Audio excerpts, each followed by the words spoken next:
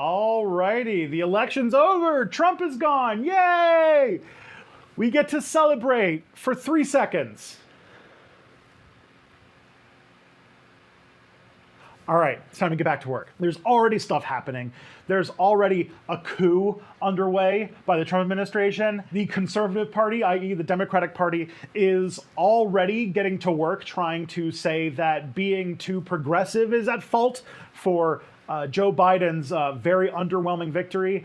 And we have so many things that have come out of the 2020 election that we need to talk about. Let's just get rolling. It's not time to return to brunch yet. No justice, no quiche. Here's what happened in 2020, and here's why you should be terrified. Again, what is my channel? Hi, I'm Synthetic AstroTurn, and this is Tristan Won't Shut Up. So to talk about the 2020 election, we probably should start with the election that happened immediately before it. The 2018 election, which happened in November of 2018, was an interesting one. It was a sign that the Trump coalition was starting to, crack at the seams, and that some people were starting to maybe take back their vote for Donald Trump, or at the very least, that there were a lot of Democrats out there, or at least progressives out there, who were not super interested in Hillary Clinton, but were pretty pissed off now that Trump was in office. 2016 was a little bit of a shocker, was it not? And so I think there was a lot of people who were kind of shocked into awakeness because all of a sudden a fascist was president of the United States. And all the people who said he's not a fascist, I mean, goddamn, look at what's going on right now. But in the 2018 election, the Democrats took over the House. Excellent, great news.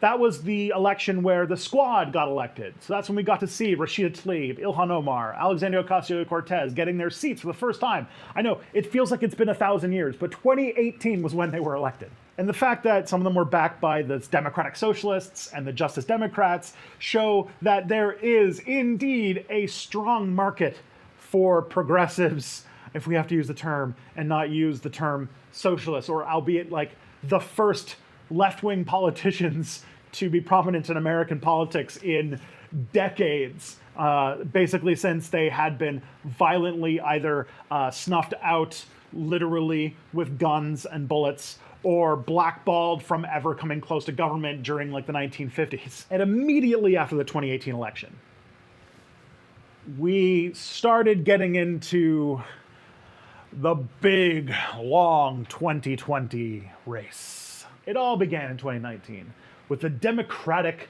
primaries.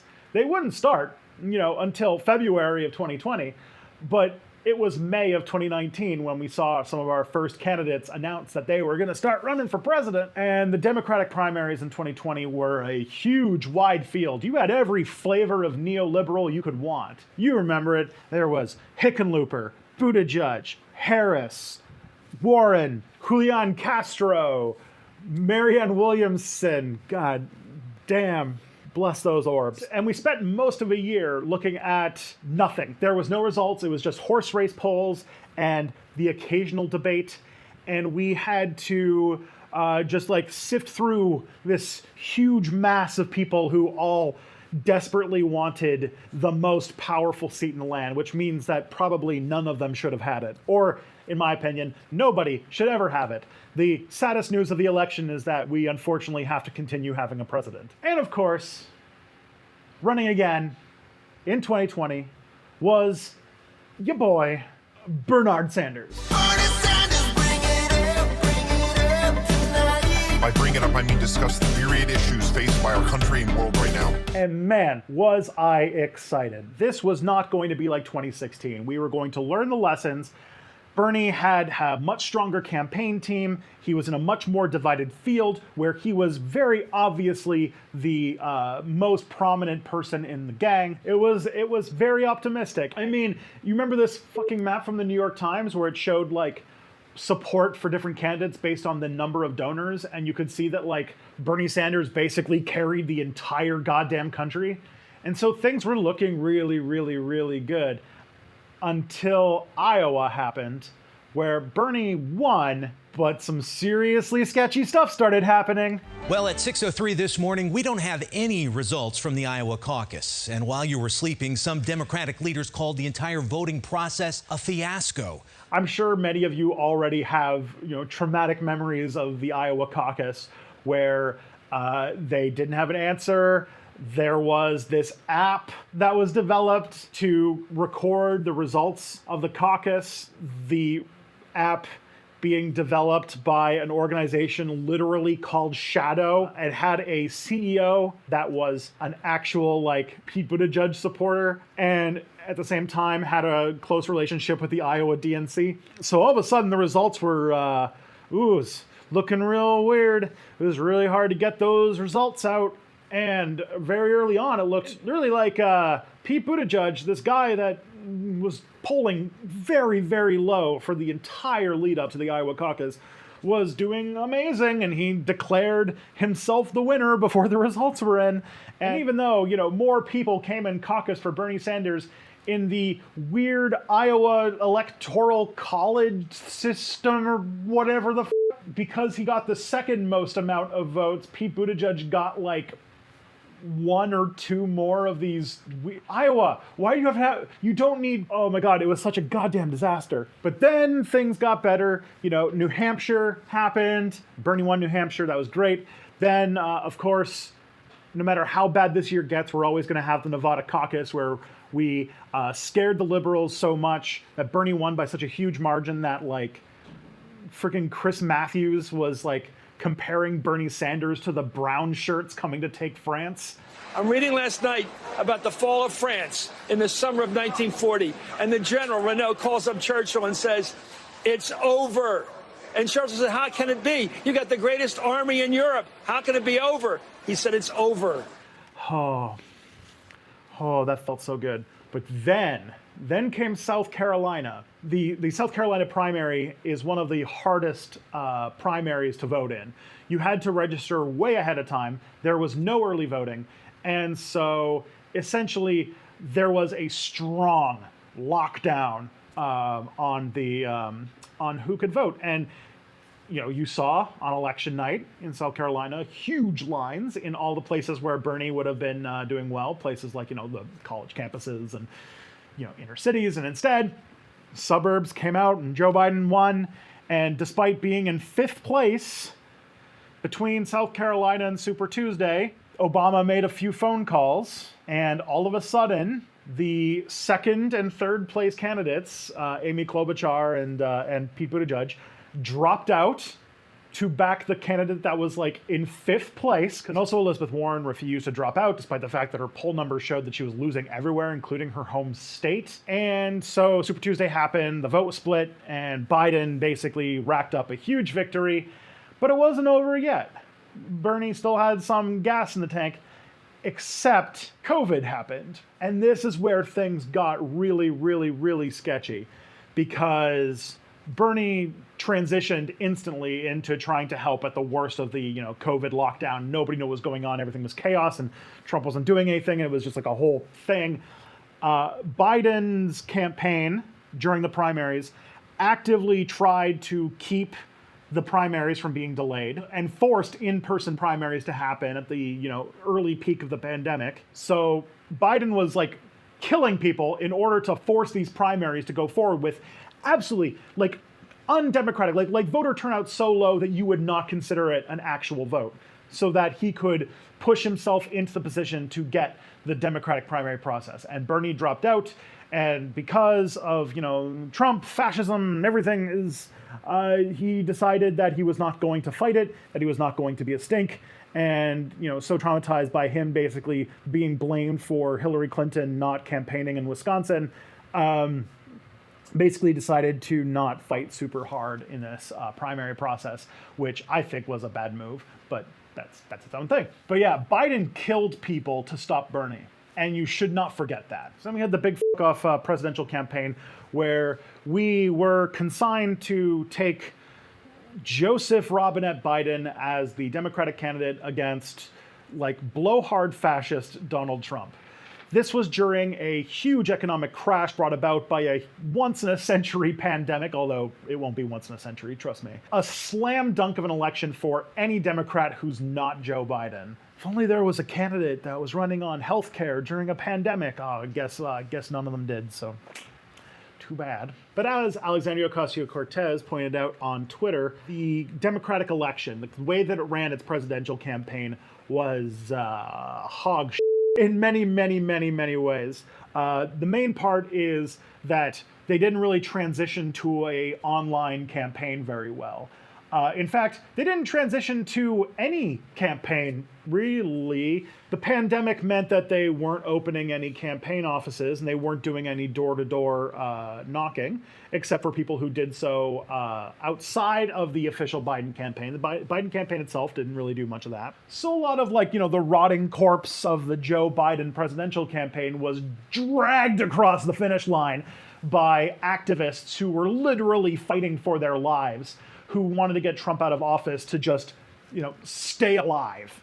And so, like, one of the things about, thank you to all these people of color in these urban areas who, fought and got the votes out for us because they didn't want to die. It's not because they liked Joe Biden. Well, he did do while campaigning is, I'm just going to put that New York Times graph here for a second while I say that, brag about how he beat the socialist and basically refused to acknowledge any progressive positions.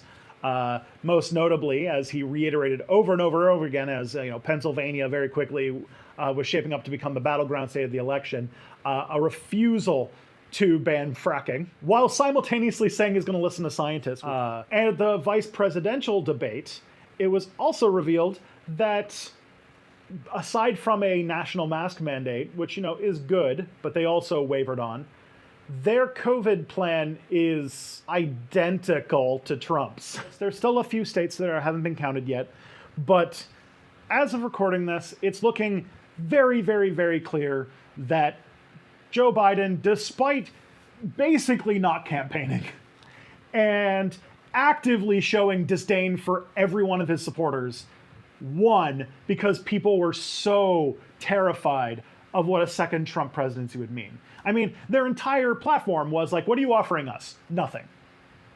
But we have to beat Trump. And okay, why are you better than Trump? They offered no strong policies. They campaigned on nothing but stop Trump. It was referendum on Trump. The exact same thing that was tried in 2016 and failed. But this time it succeeded because, 4 years of just has turned people over. The results are starting to shake out now, and it looks like Biden has had a sizable popular vote victory and an electoral college victory that, while it would be considered pretty good for a normal Democratic race, this is a year where the president has killed over 200,000 people, and it was way, way, way too close for that kind of a situation.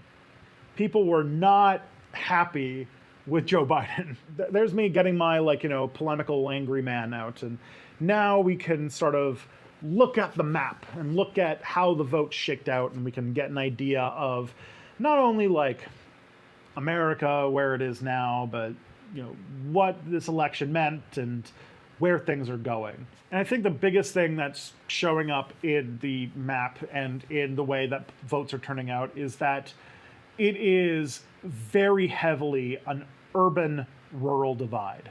I know, not the huge surprise, but a lot of the red states in the middle of the map are states that have not much of a functioning economy left. They used to have industry, but they're starting to disappear. A lot of these states, young people leave when they get old enough for gainful employment, and so the average age of them has been going up while the population density has been going down, to the point where some of these states have population densities so low that parts of it are technically back to being frontier land. And as this keeps happening, what we're going to continue to see is that the Electoral College and the Senate are going to continue to give Republicans more and more power. And even in the states that did flip blue, you can look at any of the maps and you'll see that all of the Democratic districts that voted for Biden are very, very, very concentrated in cities, and the districts that are more rural are very heavily conservative.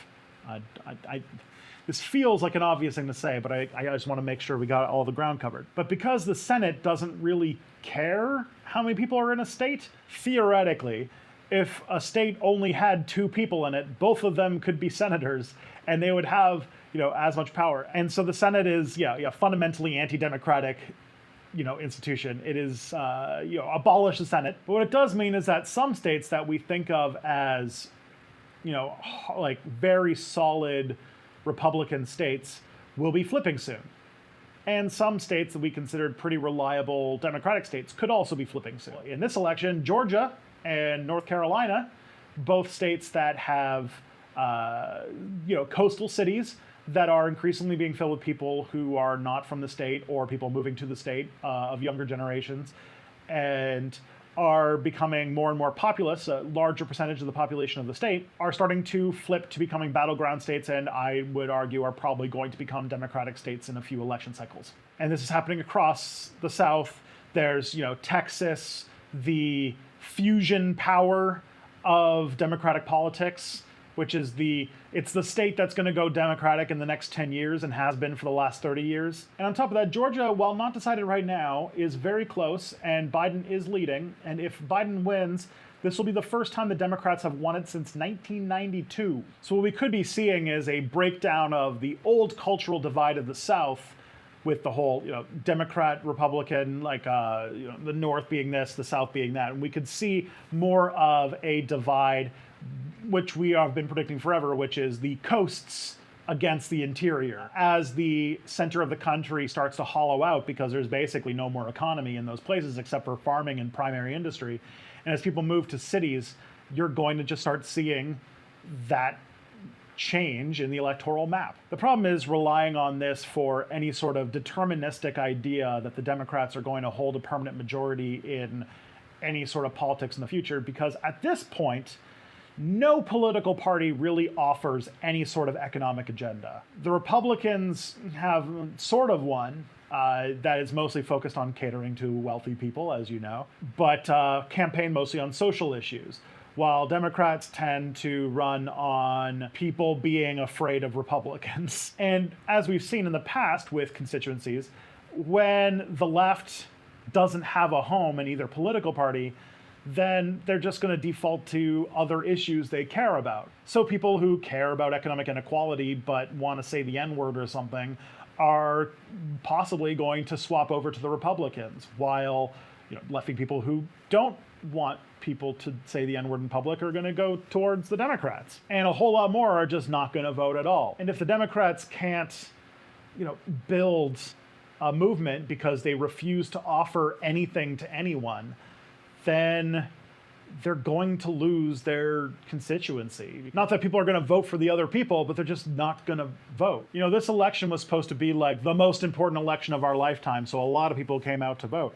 But, you get to an election like 2024, and if, like, say, I don't know, some, like, empty suit like Marco Rubio comes and runs, I don't think the Democrats can rely on, what happened in this election. Which goes to show the other part of this, which is The working class, they would have come for Bernie, and he would have won. Bernie totally would have won. See, like right now, there's this strong attempt to manufacture consent on the side of the Conservative Party, the Democratic Party, to try and say that the left hurt the Democrats in the election and that they need to go even more to the right than Joe Biden if they want to, maintain power, which doesn't bear out in a lot of the evidence that I've looked at. For example, one of the states that was a little bit of a surprise, it was always going to be close, but Nate Silver's polling kind of gave people a lot of false hope, was Florida, the perennial battleground state, the red state that pretends that it's a blue state sometimes. If you look at the data in Florida, there was a ballot measure passed with a pretty sizable margin that allowed for a $15 minimum wage, but it voted for Trump, which to me says that there are a lot of people who came out to vote who care a lot about issues like economic inequality and, kitchen table issues about how do you pay rent, how do you make ends meet, but Joe Biden didn't offer anything on that front, so they either left it blank or they voted for Trump for other reasons. You know, there are those people who are, you know, sort of shitty when it comes to their social positions, but probably have a more egalitarian economic belief system that you could have totally, even though, you know, you don't have to be friends with them, you could have totally gotten them into a political coalition with you, but instead you offered. There was also a Fox News exit poll that showed that across the country, there's overwhelming support for a government healthcare system. Medicare for All is insanely popular. Like 70+% people support Medicare for All. It's an extremely popular position that the Democrats and the Biden campaign did not pick up, so they decided that it was worth losing support in order to not back an extremely popular program. And this isn't the first time we've seen that Medicare for All has like huge support in the United States, overwhelming support in the United States, but neither party decides to back it. The Democrats also lost seats in the House, and if you look at the seats in the House that were lost, the Democrats who ran were all anti-Medicare for All people, who all were sort of moderate. Moderate means conservative Democrats. They were all conservatives who refused to take on any progressive positions, and so they lost because why vote for a conservative when you've got a hyper-conservative also on the ballot, right? And now, like, the first sparks of, like, actual left-wing politics in American federal government, the squad not only doubled in size, but all of the members that were running for re-election won with, like, extremely comfortable margins. And the Democratic Socialists of America report that almost every candidate that they backed also were elected. And there was a ballot measure that showed that everywhere where cannabis legalization was on the ballot, it won. And Oregon legalized shrooms and decriminalized all drugs. I always knew Oregon was the Portugal of America. Other bits of news, which if the Democrats can somehow, through a miracle, control the Senate, could change the electoral math of the United States forever, happened in something that's kind of gone under the radar in this election in Puerto Rico. So Puerto Rico had a plebiscite, which is sort of like a word for a referendum, on whether or not they wanted to become a state. Now, many of these have happened in the past. None of them have succeeded except for the one that happened a few years ago, but that one was disputed because several political parties boycotted it and all sorts of, you know, weird stuff. But this is the first time where a completely legitimate, uncontestable plebiscite went through, and Puerto Rico has said that they want to become a U.S. state. And if the Democrats control the presidency, if they control the House, and if they control the Senate, they might be able to do one of the biggest victories for the Democratic Party in possibly American political history, which is to give Puerto Rico statehood. This would change up the math of the House, the Senate, the Electoral College in ways that would vastly benefit the Democratic Party. But most importantly, the people of Puerto Rico would finally have some degree of representation in federal politics, especially because they're larger than like over 30 US states. And the only reason they're not a state at this point is because they haven't been able to pass a referendum. And as I mentioned in my old Step Back video, the American right is also a little scared of accepting a new state with a higher population than 42% of current US states, which has a sizable non-white population and primarily speaks Spanish. So that's one piece of good news that could go in interesting directions if, you know, the Democrats wanted to do something, which is not their strong suit.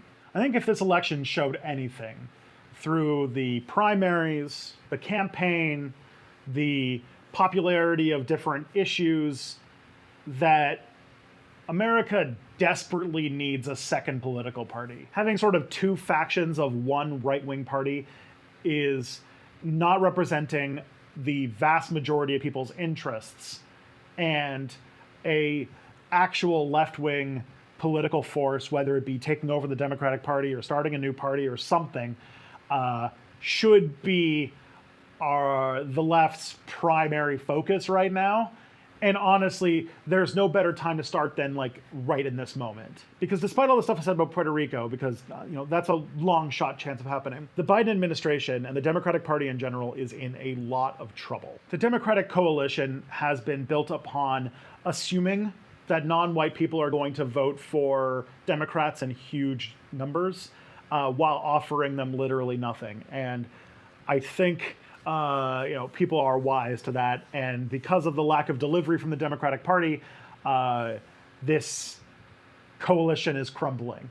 One of the scariest numbers of the 2020 election night that you should be paying attention to is that Trump made significant gains with every race, gender combo group except for white men, and won a larger portion of the non-white vote than any Republican since Richard Nixon. The Democratic Party, a party that nominally says it believes in racial justice, pushed forward Joe Biden as its presidential candidate, a politician with a 40-year plus record of building his political hay from suburban racist, white resentment. This is the man who eulogized Strom Thurmond. This is the man who pushed through an extremely brutal criminal justice bill that even like the Reagan-era Republicans thought was too extreme. And it was only until the Democrats were trying to show off just how racist and right-wing they could be in the 1990s with Bill Clinton that it actually got passed. That crime bill is one of the central pillars of the prison industrial complex in the United States that brutalizes, kills, and restricts the freedom of so many people of color. And the first thing that got Joe Biden onto the political scene was an anti-busing initiative. You know what? Instead of saying it to you myself, I'm going to let somebody who experienced busing themselves talk about why what Joe Biden did was terrible. I do not believe you are a racist. And I agree with you when you commit yourself to the importance of finding common ground. But I also believe, and it's personal, and it was hurtful to hear you talk about the reputations of two United States senators who built their reputations and career on the segregation of race in this country. And it was not only that, but you also worked with them to oppose busing. And, there was a little girl in California who was part of the second class to integrate her public schools. And she was bused to school every day. And that little girl was me.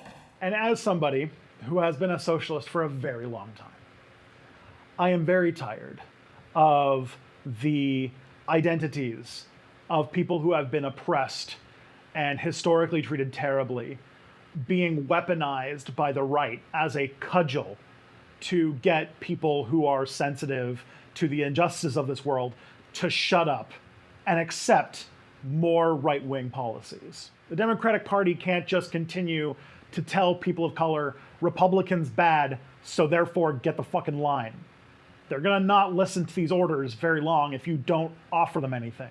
The Democrats are relying on demographics being their, future prosperity, but this election is showing that that's not going to work. And they are learning all the wrong lessons. There's one phone call that has already come out about a strategy meeting about what happened, and the first thing that came up was talking about defunding the police being to blame and all these progressive issues and these AOCs being blamed for this electoral loss, despite, all the evidence. The Democrats need to stop making their elections referendums on individual people. And they got to realize that voting against Republicans is not going to be a long-term solution for winning elections. And as Breonna Joy Gray, who was Bernie Sanders' communication coordinator, said, we're not going to end systemic racism in 4 years.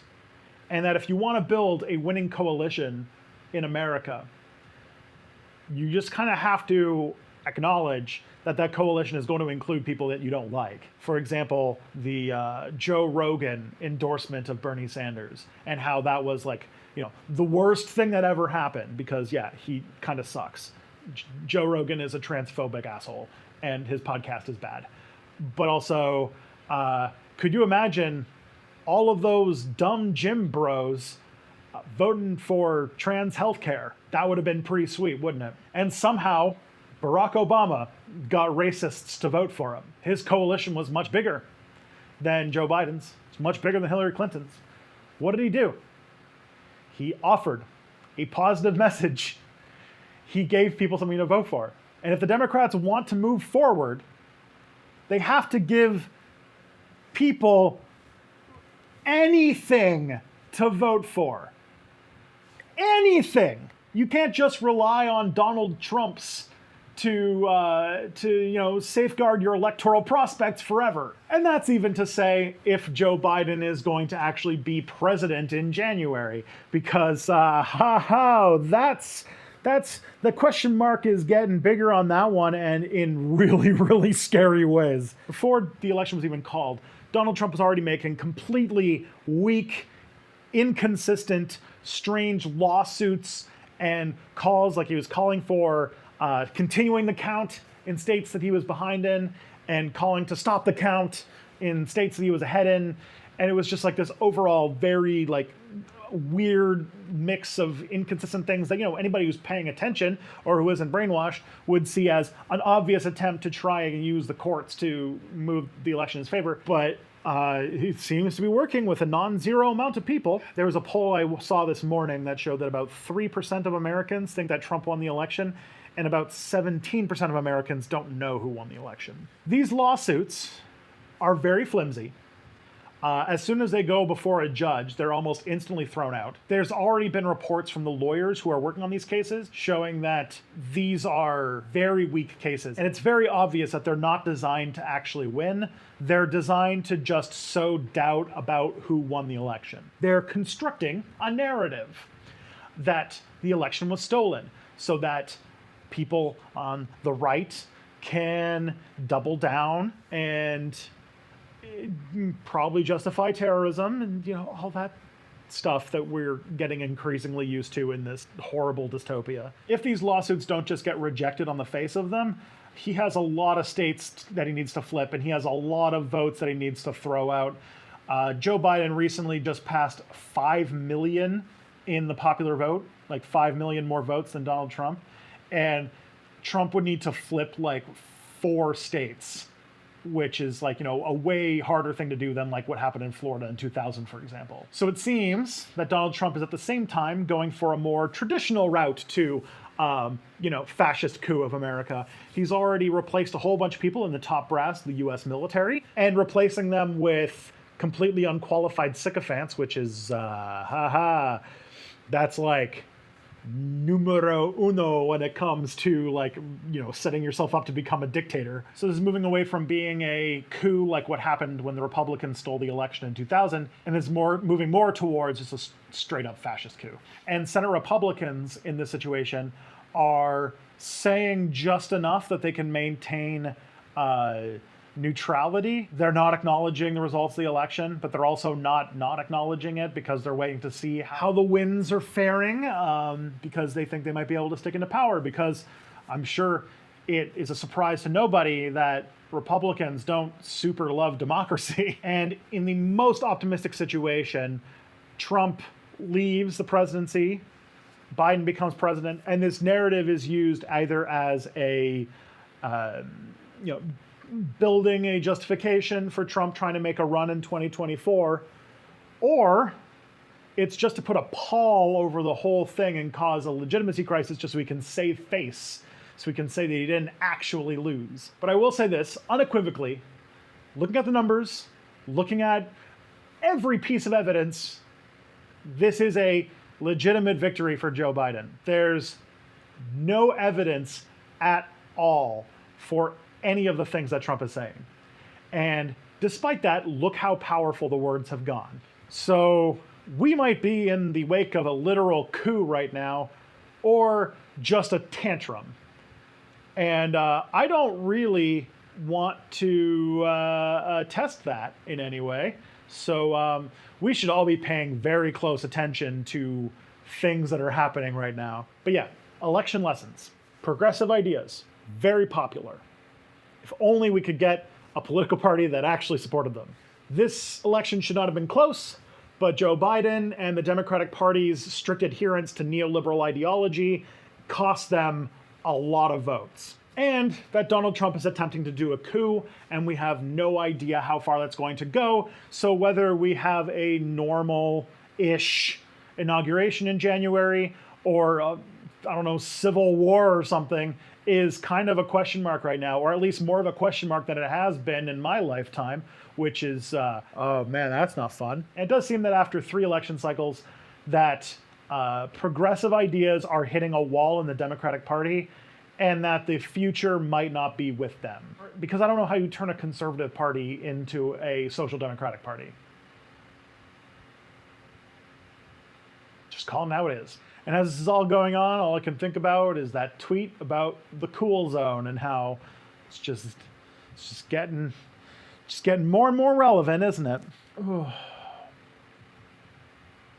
Yay, Trump's gone. If you want to get an idea of what kinds of things we might have to expect in the coming weeks and months, I'd recommend you watch this video I did where a group of people did a study with like role-playing games and sort of like scenario mechanics to find out what kinds of things might happen in different election scenarios. Very scary, very relevant, so worth watching.